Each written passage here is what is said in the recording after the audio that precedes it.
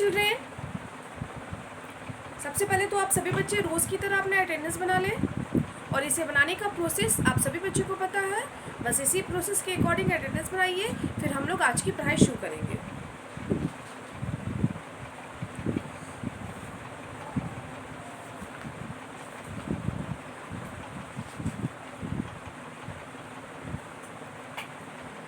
सभी बच्चों का अटेंडेंस बन गया होगा, तो सभी बच्चे एसएसटी की नोटबुक ओपन कर लेंगे।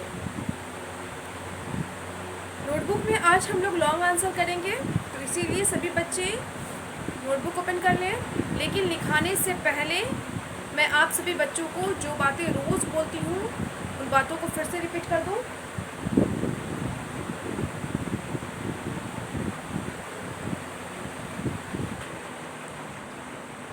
जो बच्चे ऑनलाइन क्लास में प्रेजेंट नहीं रहते हैं वो बच्चे प्रेजेंट रहा करें, और जो बच्चे प्रेजेंट रहते हैं वो दूसरे बच्चे यानी कि अपने क्लासमेट्स, अपने फ्रेंड्स को प्रेजेंट रहने के लिए बोला करें।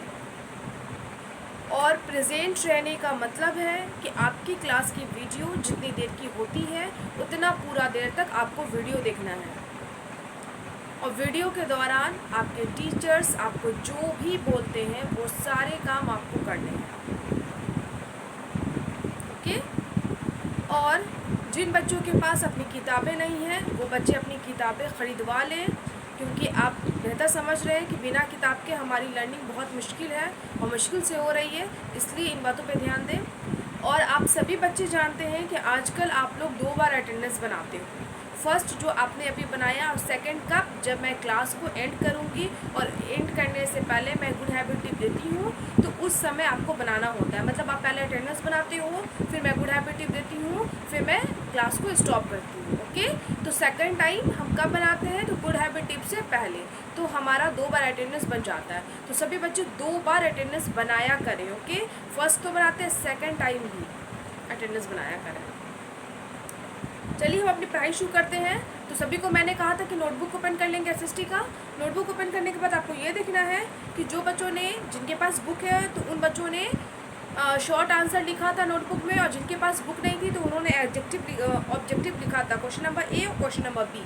तो क्वेश्चन नंबर ए बी के बाद या शॉर्ट आंसर के बाद अगर उसी पेज में जिसमें शॉर्ट आंसर लिखा है, जिसमें ऑब्जेक्टिव लिखा है, उस पेज में 3 से ज़्यादा लाइन बच रही है तो आप बच्चों को उस पेज का इस्तेमाल करना है। और जिनके नोटबुक में 3 या उससे कम लाइन है लिखे हुए पेज में, तो उन बच्चों को न्यू पेज का इस्तेमाल करना है। ओके?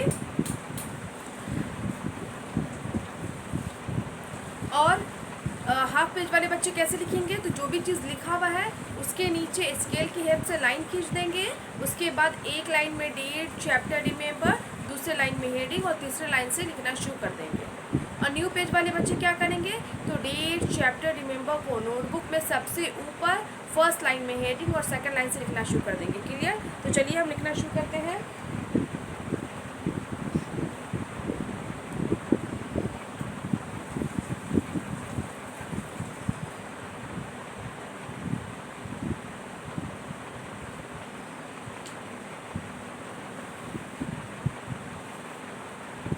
क्वेश्चन नंबर ई है, आंसर द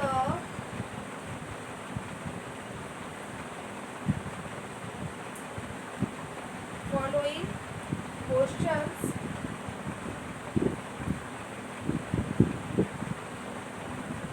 इन 2 और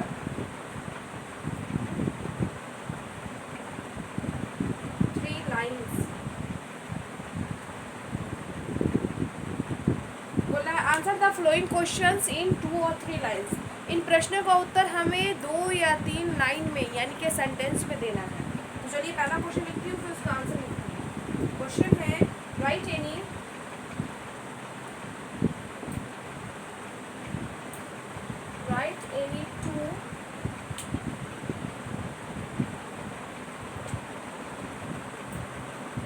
टू टर्म्स ऑफ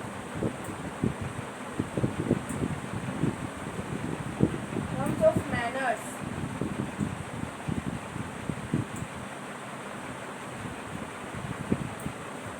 बोला है right any two terms of manners. Manners के कोई भी दो टर्म्स के बारे में बताना है, यानी कि मैनर्स जो होता है शिष्टाचार, उसके कोई भी दो टर्म्स के बारे में हमें बताना है, तरीका प्रणाली, उससे जुड़ी हुई चीज़ों को बताना है। तो आपने चैप्टर 13 में गुड मैनर्स पढ़ा है और गुड मैनर्स में 7 टर्म्स ऑफ मैनर्स पढ़े हैं। तो वो 7 टर्म्स ऑफ मैनर्स में से हमें कोई दो लिखना है। 7 हमने पढ़ा है, कोई भी दो लिखेंगे। ओके, तो चलिए हम आंसर लिखते हैं। हमारा आंसर है 2 terms of manners are, first है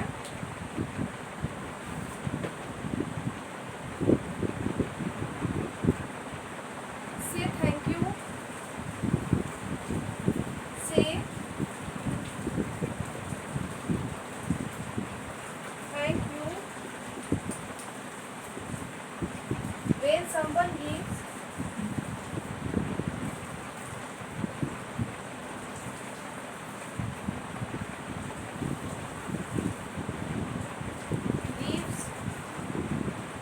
you something।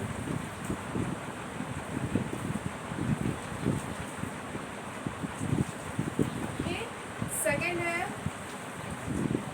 और हाँ जब मैं लिखाऊँ ना तो जब मैं लिख रही हूँ तो सभी बच्चे लिखिए, और जब मैं समझाऊँ तो सब मेरी तरफ देखेंगे। तो लिखने के वक्त आप लिखा कीजिए। से सॉरी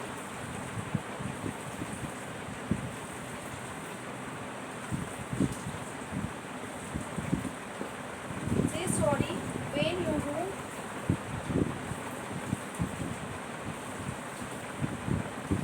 do something wrong।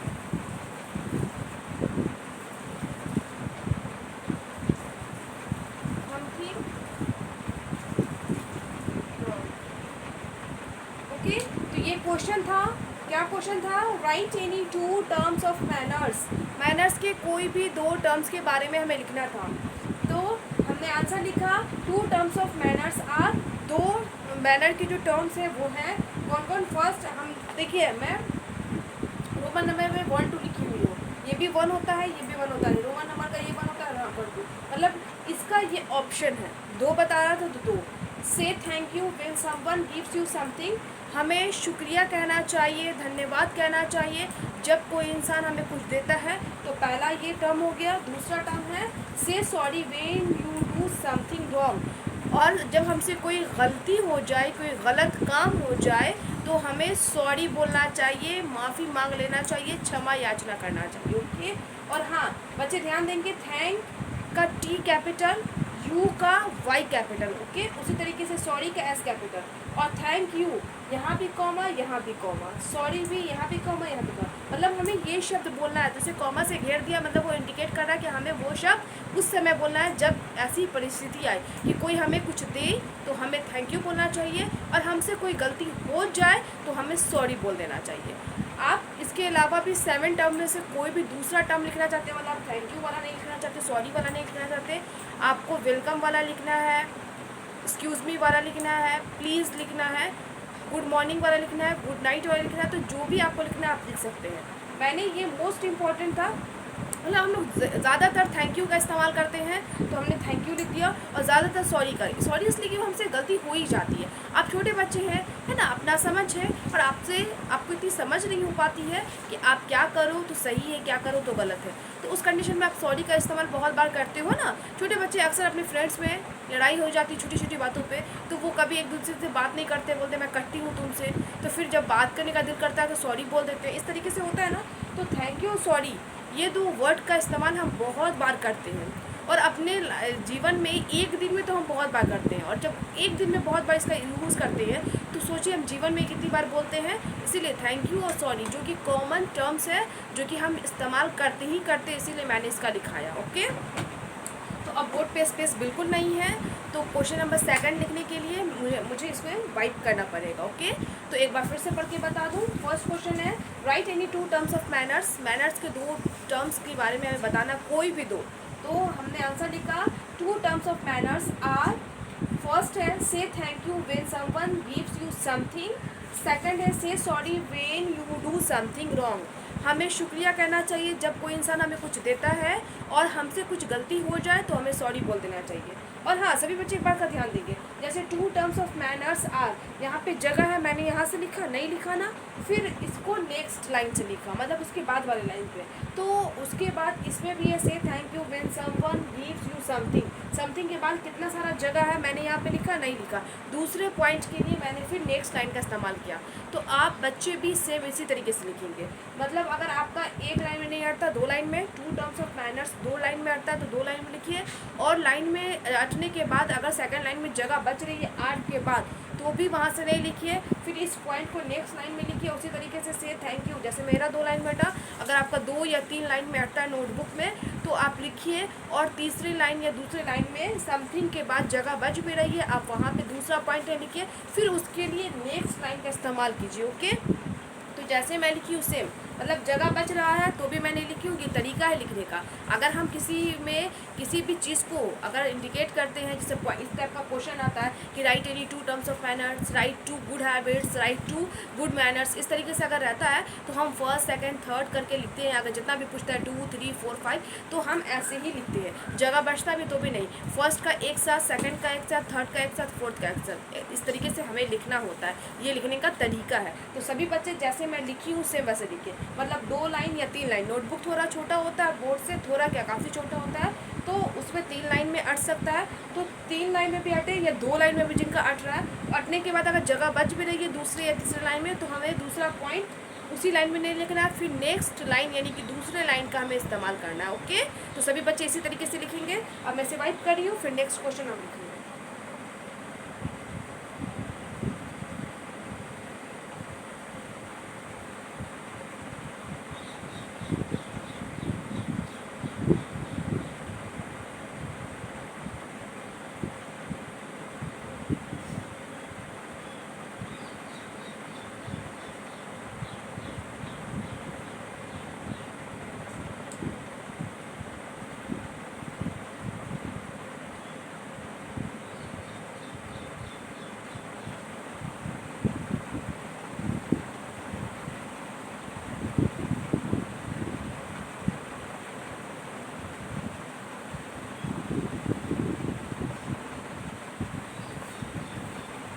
अब है क्वेश्चन नंबर सेकंड, तो क्या है, तो वो है right any 2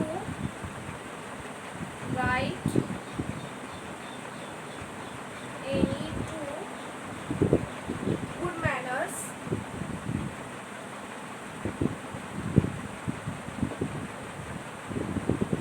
manners you should follow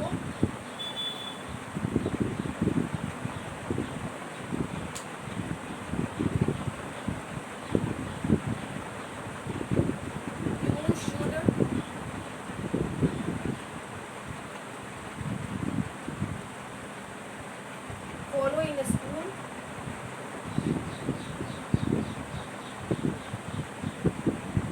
क्या बोला है, right any 2 good manners you should follow in school. बोला है कोई भी 2 शिष्टाचार आपको लिखना है, कोई भी 2 जो आप स्कूल में अपनाते हो। तो स्कूल के लिए हम कोई भी शिष्टाचार को जो अपनाते हैं, मतलब स्कूल जाने के लिए या स्कूल में रहते हैं तो उस समय हमारा क्या शिष्टाचार होना चाहिए वो, तो कोई भी 2 शिष्टाचार हमें बताना है। तो चलिए हम आंसर लिखते हैं। आंसर है हमारा 2 good manners we should follow,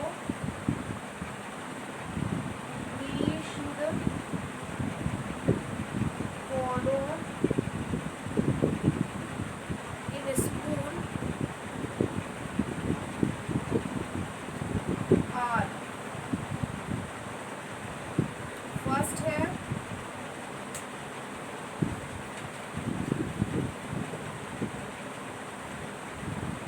we must always reach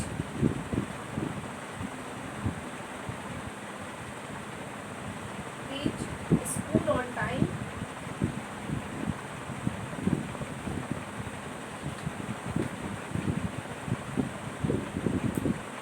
Second है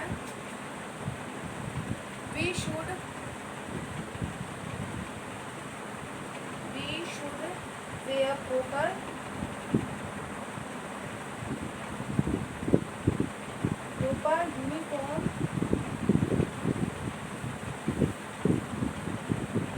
एट स्कूल। ओके, तो ये दो हो गया। क्या आंसर क्या हो गया? तो good manners we should follow in school are, है ना।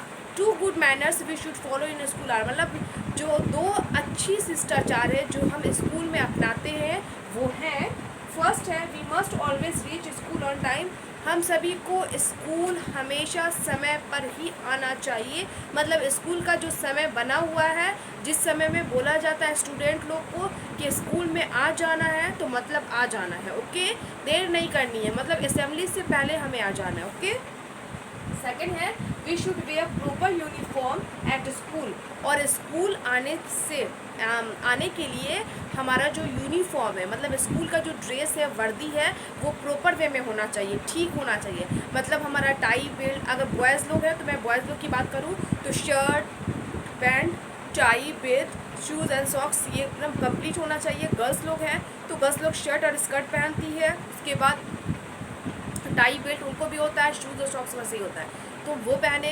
अगर कुछ गर्ल्स जो बड़ी होती है तो वो सलवार सूट भी पहनती है। तो मतलब आपके स्कूल का यूनिफॉर्म का जो भी कलर हो, ओके, आप शर्ट पैंट पहनो, शर्ट स्कर्ट पहनो, ओके, या शर्ट सूट या सलवार पहनो, तो जो भी है प्रॉपर वे में होना चाहिए। मतलब वो साफ़ होना चाहिए, आयरन किया हुआ होना चाहिए, और सिर्फ शर्ट पैंट ही नहीं आप पहन के चले आओ, या स्कर्ट और शर्ट नहीं, उसके साथ जो सॉक्स मैचिंग है वो मैचिंग सॉक्स, शूज़, टाई और बेल्ट स्कूल का होता ही है। तो ये सारी चीज़ पहन के आना चाहिए, और आपका हाथ मुंह साफ़ होना चाहिए, नहीं कि सिर्फ कपड़ा साफ़ है और आप गंदे हो, नहीं, आपका हाथ मुंह भी साफ़ होना चाहिए। सुबह उठ के नहा लो, पहले फ्रेश हो जाओ, बाल में तेल लगा के कंघा करो, ओके। लड़कियां लोग चोटी बनाए, और कुछ भी एक्स्ट्रा रिबन नहीं, मतलब एक्स्ट्रा क्लिप वगैरह ना लगाए फैंसी। हाँ, अगर किन्हीं के बाल बहुत छोटे हैं तो वो क्लिप लगा सकती है, वो भी प्लेन, ओके, कोई डिज़ाइन वाला नहीं, कोई भी कलरफुल नहीं, कोई भी फैंसी नहीं, ओके, एकदम सिंपल। और वो एक पॉनीटर लगाए या फिर एक रिबन लगा ले बालों में, ओके, चोटी में। तो इस तरीके से मतलब सिर्फ स्कूल से मैचिंग होना चाहिए। आप ऐसा लगे कि आप एकदम सिंसियर लगो, और आप ऐसा लग रहा है कि आप स्कूल पढ़ने आ रहे हो। ऐसा नहीं तैयार होइए जैसे आपको लगे कि आप फैंसी शो में जा रहे हो, ओके। फैंसी शो नहीं है स्कूल में, इसीलिए अब बहुत सारे स्टूडेंट मेकअप वगैरह कर लेते हैं, दैट मीन्स कि वो क्लिप व्लिप लगा लेते हैं, कुछ भी लगा लेते हैं, ईयरिंग पहन लेते हैं। हम स्कूल आ रहे हैं ना, हम किसी शादी में पार्टी में तो नहीं जा रहे, किसी फैंसी शो में तो नहीं जा रहे, ओके। तो हमें ऐसा नहीं होना चाहिए। तो सभी बच्चियाँ इस बात पे ध्यान देंगी, गर्ल्स को मैं बोल रही हूँ, ओके। अब बॉयज़ लोग बटन कॉलर की लगा होना चाहिए, और जो टाई है उसकी नॉट एकदम सही से कॉलर में फिट आनी चाहिए, क्योंकि वो उन लोगों का ऐसा रहता है कि नॉट को ढीला करके थोड़ा सा नीचे कर लेते हैं और कॉलर की बटन खोल के ऐसे कर लेते हैं। हीरोपंती नहीं चल रही है, कोई भी आपके लिए भी फैशन शो नहीं है, आपके लिए भी पार्टी नहीं है। जैसे लड़कियों लोग के लिए स्कूल आने के लिए बोला जा रहा है, एकदम सिंपल एंड सोबर लगे कि हम स्कूल के स्टूडेंट और हम स्कूल पढ़ने जा रहे हैं, उसी तरीके से बॉयज़ लोग को भी ये बात को फॉलो करना है। तो हमें बोला था question, right any two good manners you should follow in school, बोला तो कोई भी दो अच्छी शिष्टाचार को लिखना है जो हम स्कूल में अपनाते हैं। तो हमारा आंसर है two good manners we should follow in school are, दो अच्छी आदत जो हम स्कूल में अपनाते हैं वो है, first we must always reach school on time, हम सभी को हमेशा स्कूल समय पर आना चाहिए, है ना। हमें समय पे आना चाहिए। देखिए, समय पे आइएगा तो क्या होगा, आप असेंबली अटेंड कर पाइएगा, आप क्लास में सही से जा पाइएगा, ओके। अगर आप असेंबली अटेंड कीजिएगा तो जो पढ़ाई से पहले असेंबली होती है ना, तो हमारे माइंड को एक्टिव बना देती है, क्योंकि उसमें पीटी होता है, उसमें क्विज़ होता है, उसमें न्यूज़ रीडिंग होता है ना, उसमें है ना प्लेज होता है, हम बहुत सारे एक्टिविटीज़ को वहाँ पे करते हैं। तो जिस वजह से पीटी से हमारा माइंड एक्टिव हो जाता है ना, हमारी बॉडी एक्टिव हो जाती है, तो अच्छा लगता है, तो फिर पढ़ाई पे ध्यान रहता है। तो अगर आप लेट आओगे तो आपको पनिशमेंट मिलती है, और फिर आप असेंबली में खड़े नहीं हो पाते हो, आप साइड में खड़े रहते हो, फिर देर से क्लास में जाते हो, जब तक सारे असेंबली के बच्चे ना चले जाए तो अच्छा लगता है, फिर आपका मन ही वहीं पे से उदास हो जाएगा, तो क्या आप क्लासरूम में सही से पढ़ पाओगे? नहीं पढ़ पाओगे।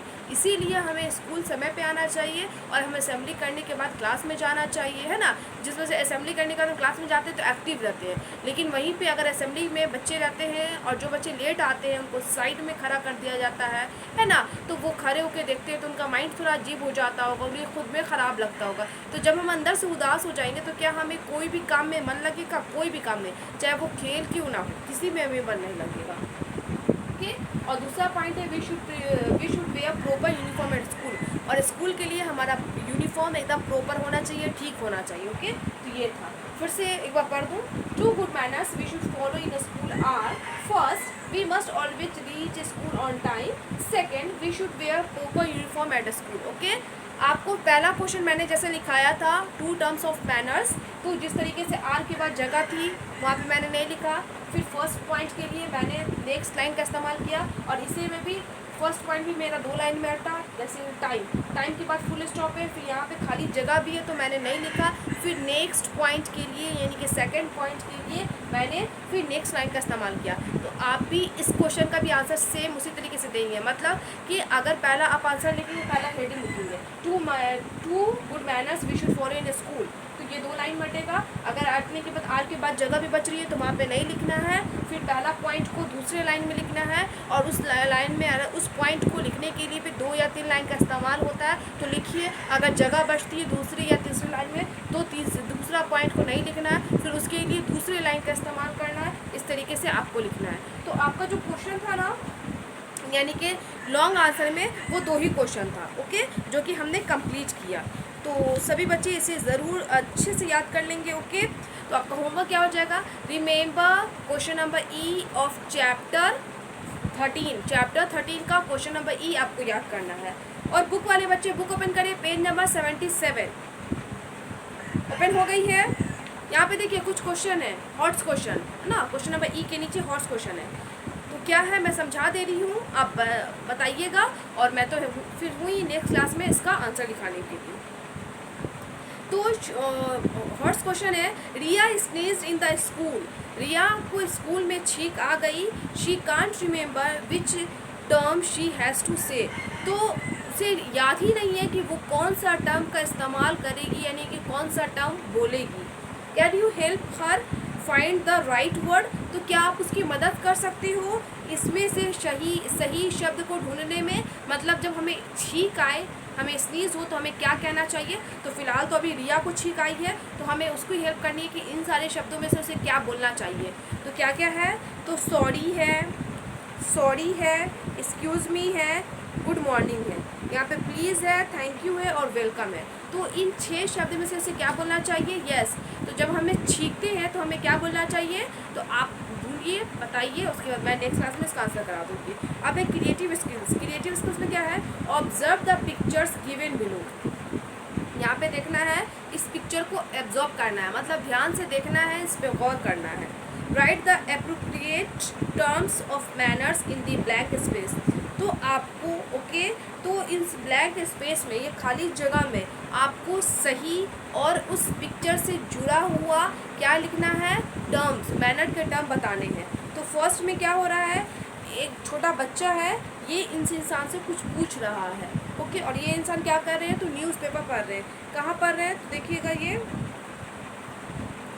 मतलब एयरपोर्ट पे है ये, और एयरपोर्ट पे ये पेपर पढ़ रहे हैं, न्यूज़पेपर, लेकिन ये छोटा बच्चा इनसे कोई सवाल कर रहा है। तो देखो, जब कोई इंसान कोई काम करता रहे तो उस कंडीशन में अगर उससे हमें कुछ पूछना है तो हमें क्या कहना चाहिए? मतलब उस इंसान का अपनी तरफ ध्यान करने के लिए हमें पहला जो टर्म ऑफ मैनर है उसका कौन सा वर्ड इस्तेमाल करना चाहिए? तो आप ध्यान दीजिएगा और लिखिएगा, मैं तो नेक्स्ट क्लास में बताऊँगी। उसके बाद सेकेंड पिक्चर में क्या है? इस लड़की का बर्थडे है और इसे सामने वाला कुछ दे रहा है। तो आप जानते हो ना, जब कोई हमें कुछ दे तो हमें क्या बोलना चाहिए? यस। तो वो शब्द को आप फिल कर दोगे, ओके। तो बुक वाले बच्चे बना लेंगे। और हाँ, नोटबुक वाले बच्चे, ये चीज़ बुक में ही बन सकती है, तो आप नहीं बना पाओगे। अगर मैं आंसर दिखाऊंगी भी तो बुक वाले ही बच्चे फिल करेंगे, ओके। तो याद रखिएगा इस बात का। तो अब मैं अपनी क्लास को यहीं पर स्टॉप कर रही हूँ। तो सभी बच्चे एक बार फिर से अपना अटेंडेंस बना लें।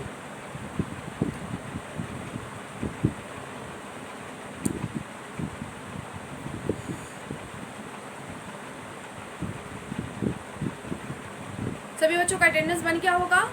तो अब मैं गुड मैनर्स दूंगी, यानी कि गुड हैबिट टिप दूंगी, जो कि सेफ्टी रूल भी है। वो ये है कि always use float while swimming. Always use float while swimming. अगर आप स्विमिंग करते हो, मतलब आप तैरते हो, तैराकी करते हो, तैरने जाते हो, जिन बच्चों को ये आती है, देखिए बहुत सारे लोग स्विमिंग करने जाते हैं, स्विमिंग पूल में जाते हैं, नदी के किनारे जाते हैं, समुद्र के किनारे जाते हैं, बीचेस पे जाते हैं, तो वहाँ पे स्विमिंग करते हैं।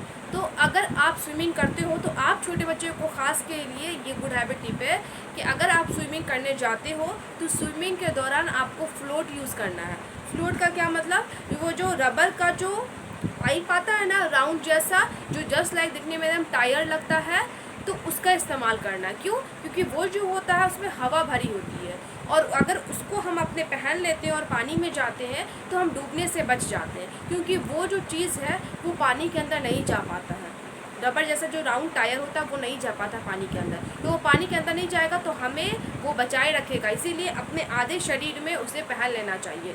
तो सभी बच्चे क्या ध्यान रखेंगे और क्या गुड हैबिट फॉलो करेंगे, तो जो बच्चे स्विमिंग करते हैं उनके लिए मैं बोल रही हूँ, always use float while swimming. अगर आप स्विमिंग करते हो तो स्विमिंग के दौरान आपको हमेशा फ्लोट यूज़ करना है। ओके, और आपका होमवर्क क्या हो जाएगा, रिमेंबर लॉन्ग आंसर, यानी कि remember question number E of chapter 13 का क्वेश्चन नंबर ई याद करना है। और बुक वाले बच्चे हॉट्स क्वेश्चन और क्रिएटिव स्किल्स बना लेंगे। ओके, आज के लिए इतना ही। Thank you all.